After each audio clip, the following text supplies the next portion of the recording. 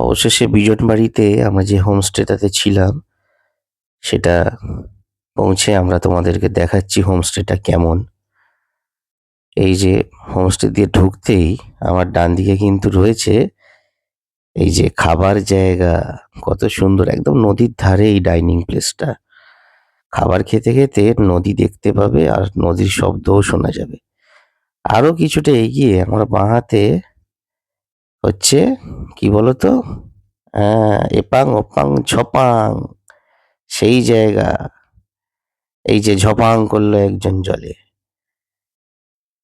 খুব সুন্দর swimming pool রয়েছে এখানে। এরপরে তোমাদেরকে দেখাবো আমরা যে কটেজটাতে ছিলাম। বেশ ছোট্ট কটেজ, কিন্তু খুব সুন্দর। সামনেটা আবার একটু গার্ডেনিং করা রয়েছে, যার জন্য আরো একটু ভালো লাগছে। আর সামনেটা আমরা যখন গিয়েছিলাম তখন একটা ওয়াটার পন্ড টাইপের একটা ওরা করেছে, যেটা পরে আরো কমপ্লিট হবে, তো সেই জন্য সেটা দেখাতে পারলাম না।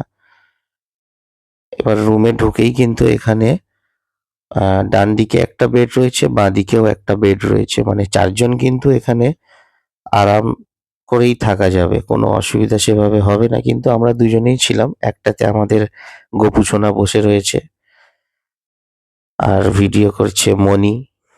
এবারে সব থেকে যেটা ভালো লাগার জায়গা সেটা তোমাদেরকে দেখাবো, সেটা হচ্ছে এই কটেজের যে ব্যালকনিটা রয়েছে। পুরো ওয়াও না, মানে ব্যালকনি থেকে পুরো নদীটা সামনে দিয়েই বয়ে গেছে।